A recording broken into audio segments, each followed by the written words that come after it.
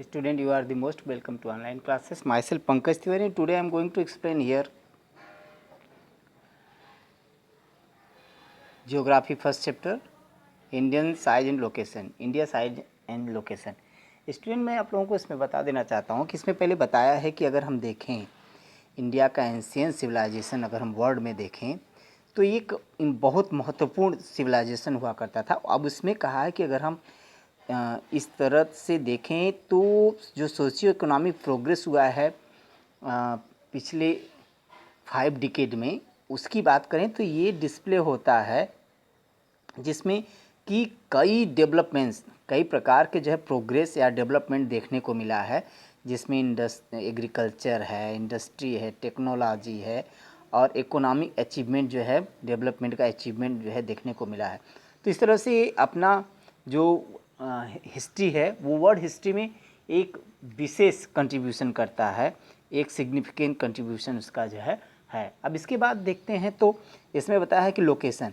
Student, location को दिखाने के लिए जैसे अगर हम कह लें कि हमें अपना कहीं जो है एड्रेस बताना है, तो एड्रेस के लिए जो भी है, अगर ग्रामीण एरिया से बिलोंग करते हैं तो विलेज है, तो पोस्ट है, इसके अलावा डिस्ट्रिक्ट, इस तरह से हम लोग प्रदर्शित करते हैं। या अगर किसी जो है कह लें कि शहरी क्षेत्र से बिलोंग करने वाला है, सिटी से बिलोंग करता है, तो सिटी में जो है स्ट्रीट नंबर क्या है, बिल्डिंग नंबर क्या है, तो इस तरह से अगर लोकेशन दिखाते हैं तो उसी तरह उस एड्रेस की तरह ही अगर हम देखें तो अपने किसी भी कंट्री का अपनी कंट्री का नहीं, हम कह सकते हैं कि किसी भी कंट्री का जो लोकेशन है उसको दिखाने के लिए हमें क्या है, ग्रिड रेफरेंस की आवश्यकता पड़ती है।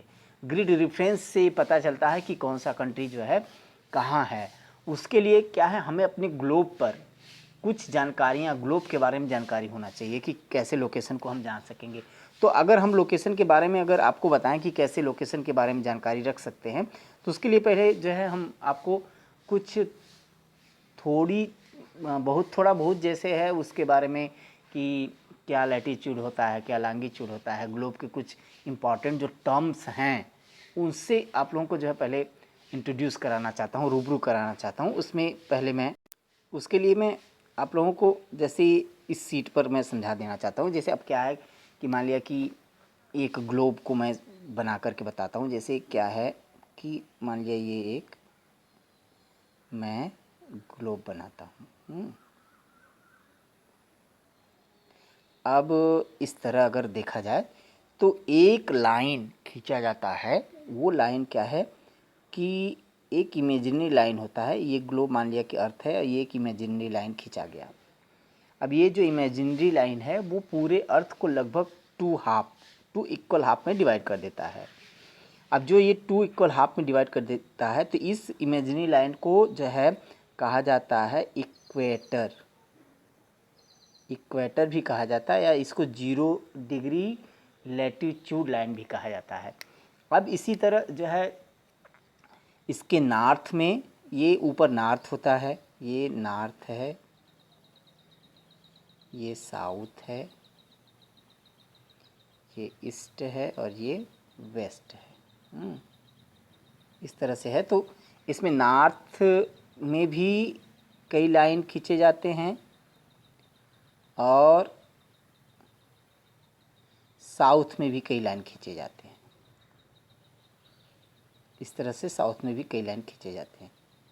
तो ये जो है नॉर्थ और साउथ में जो इक्वेटर के पैरेलल लाइन खींचे जाते हैं, ये सभी पैरेलल लाइंस को लैटीट्यूड लाइंस या पैरेलल्स कहते हैं।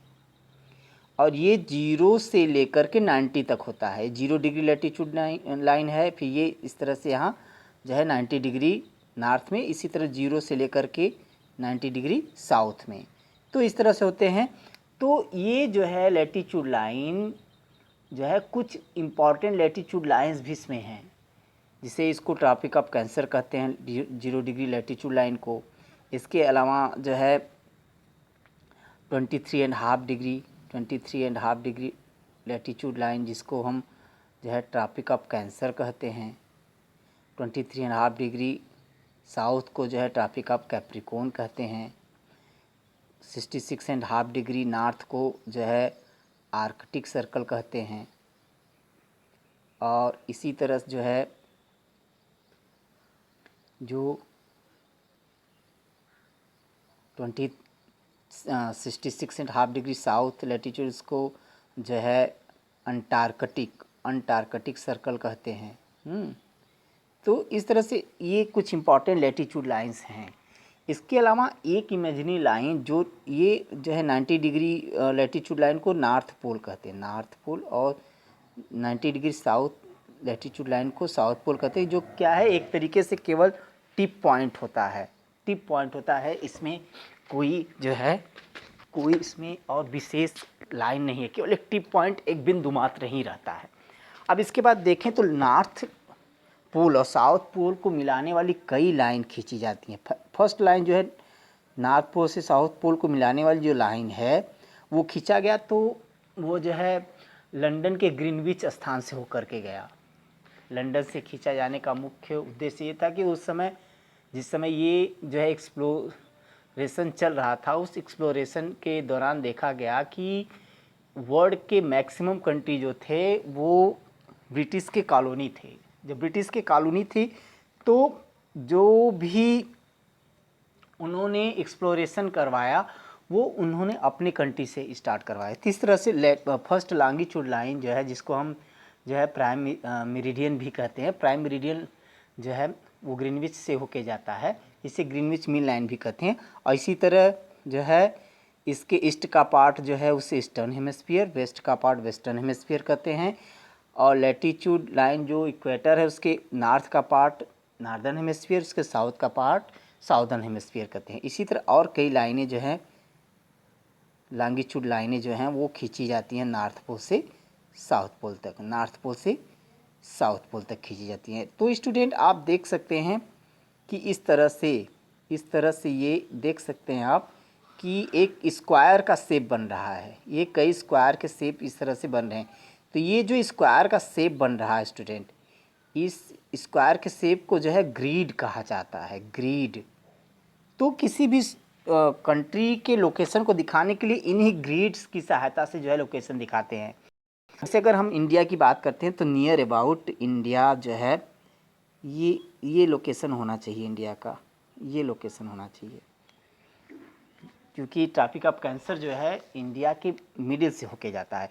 तो ये हो गया grid reference, north pole south pole जो है। और बता दें आपको लैटीट्यूड लाइन के डिफरेंस से दिन और रात के ड्यूरेशन में डिफरेंसेस होते हैं, और लॉन्गिट्यूड लाइंस के डिफरेंसेस से मुख्य रूप से जो है टाइम है वो चेंज होता है। जैसे अगर हम देखें तो जो ये प्राइम मेरिडियन है, प्राइम मेरिडियन से ईस्ट चलेंगे तो एक लॉन्गिट्यूड लाइन ईस्ट चलने पर समय जो होता है घड़ी के टाइम में 4 मिनट प्लस होता जाता है,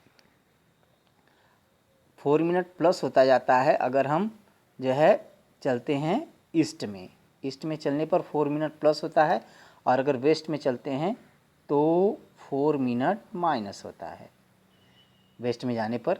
किससे? प्राइम मेरिडियन से जो है अगर हम ईस्ट में चलेंगे तो 4 मिनट प्लस होगा, और अगर हम वेस्ट में चलेंगे तो 4 मिनट माइनस होगा। तो इस तरह से जो है वो टाइम का ड्यूरेशन होता है। इस तरह अगर हम देखें तो ये हाफ सर्कल बनता है, एक हाफ सर्कल बनता है। तो ईस्ट में 180 लाइन्स खींचे जाते हैं, वेस्ट में 180 लाइन 360 लाइन खींचे जाते हैं। इस तरह अगर हम देखें तो 0 डिग्री लॉन्गिट्यूड लाइन जो है उसको जो है 180 डिग्री ईस्ट या 180 डिग्री वेस्ट लाइन भी कह सकते हैं। तो उसी को 180 या 180 ईस्ट या 180 वेस्ट का जो लाइन है उसी को कहते हैं अंतर्राष्ट्रीय तिथि रेखा, इंटरनेशनल डेट लाइन के नाम से भी जानते हैं। तो इस तरह से है, और ये लोकेशन दिखाने में ये सहायता करता है। अब इसके बाद हम लोकेशन की बात करते हैं स्टूडेंट, लोकेशन की बात करते हैं कि कैसे लोकेशन दिखाया जाए। स्टूडेंट मैं अब आप लोगों को लोकेशन दिखा सकता हूँ। लोकेशन के लिए इसमें मैं बता सकता हूँ कि जैसे क्या है कि आप देख सकते हैं कि इसमें जो लोकेशन है, तो जैसा मैंने पहले भी बताया कि ग्रिड डिफरेंस की आवश्यकता पड़ती है, ग्रिड डिफरेंस के अकॉर्डिंग जो है लोकेशन दिखाया जाता है। तो अगर हम इसमें लोकेशन दिखाएं आपको तो इस मैप में लोकेशन दिखाने के लिए ये इंडिया का मैप है। तो यहाँ देखिए 8 डिग्री 4 मिनट नॉर्थ से 37 डिग्री 6 मिनट नॉर्थ तक ये लैटीट्यूड डिफरेंस है, और 68 डिग्री ईस्ट से 97 डिग्री 25 मिनट ईस्ट तक। तो ये जो नॉर्थ और ईस्ट जुड़ा हुआ है, ये नॉर्थ और ईस्ट ये प्रदर्शित करता है कि नॉर्थ ईस्टर्न हेमिस्फीयर में ये अपना जो है कंट्री का लोकेशन है। अब नॉर्थ ईस्टर्न हेमिस्फीयर में लोकेशन है, इसके अलावा नॉर्थ ईस्टर्न हेमिस्फीयर के अलावा अगर हम देखें तो अगर नॉर्थ साउथ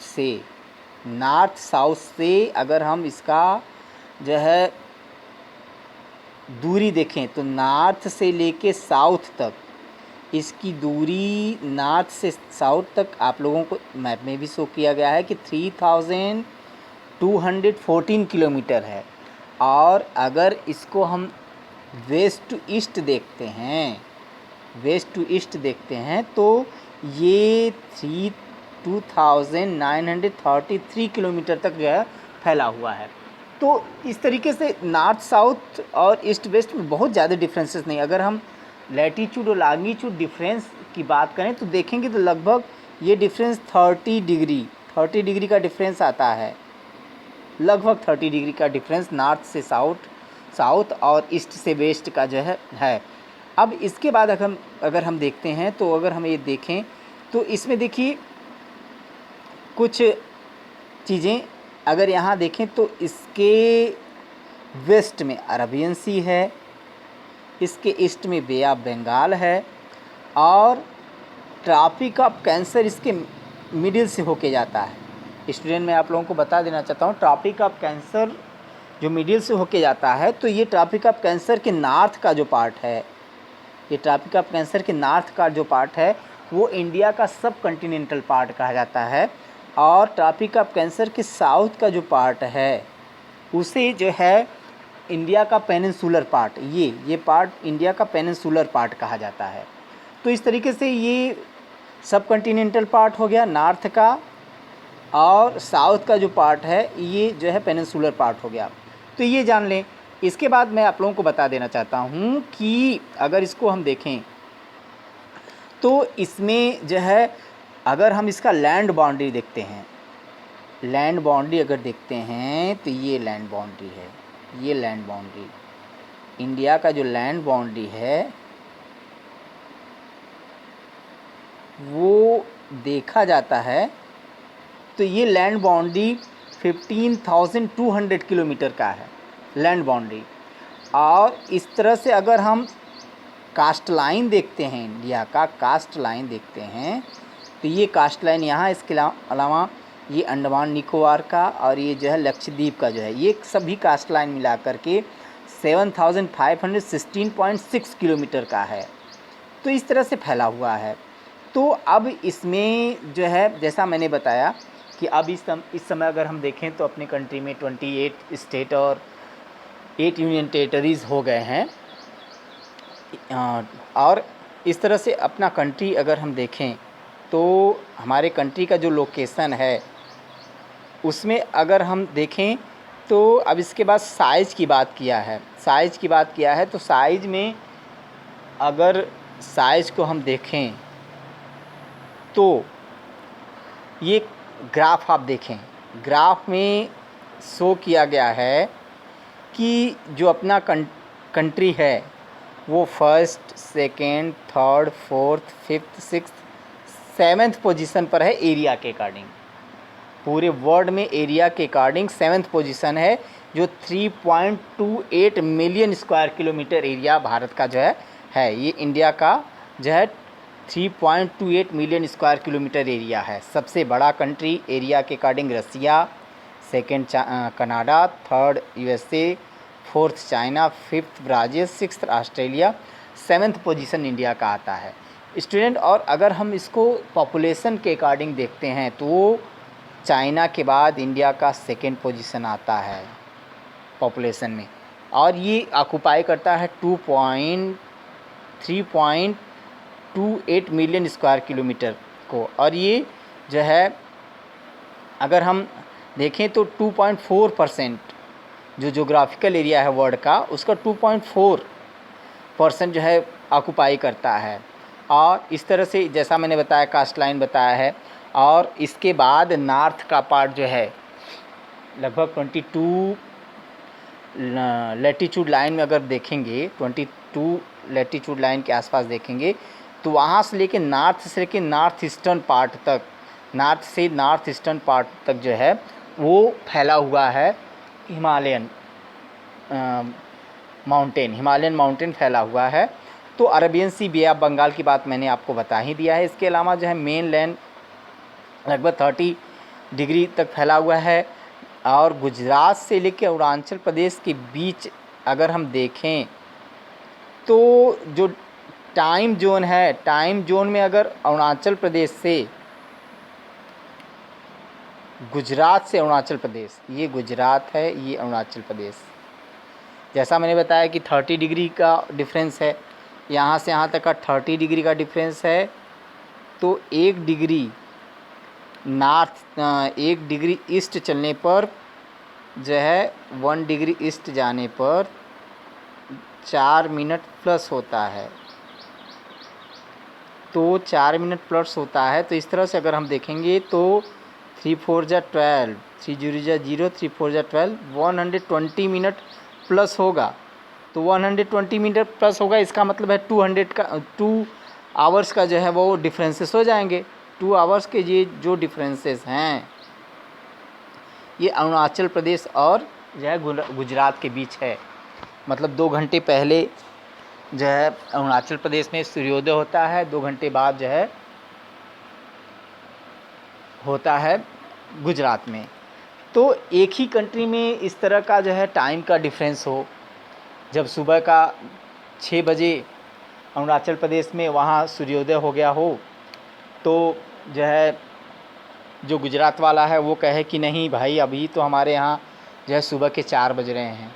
तो एक ही देश में कई समय होना, कई टाइम होना, तो उससे क्या है असुविधा होने लगेगा। तो सभी कंट्री में टाइम की में असुविधा न हो उसको देख कर के टाइम जोन बनाया जाता है। तो अपने कंट्री में भी टाइम जोन बनाया गया है। तो अगर हम अपने कंट्री के टाइम जोन की बात करें तो ये अपना कंट्री का जो टाइम जोन है वो 82 डिग्री 30 मिनट ईस्ट का है, जो कि जो है अपने कंट्री के सेंटर से होके जाता है। और ये माना जाता है कि मिर्ज़ापुर से होकर के ये जाता है। ये लाइन मिर्ज़ापुर से होकर गुजरता है, जो कि पूरे कंट्री का एक तरह से सेंटर पॉइंट है। यहीं से पूरे कंट्री का जो है टाइम मिलाया जाता है। और इसको अगर हम देखें तो ये जीएमटी जो है, GMT Greenwich mean time, GMT से जो है ये 5:30 का डिफरेंस है, 5 आवर 30 मिनट का डिफरेंस है क्या, प्लस जीएमटी से 5:30 प्लस है।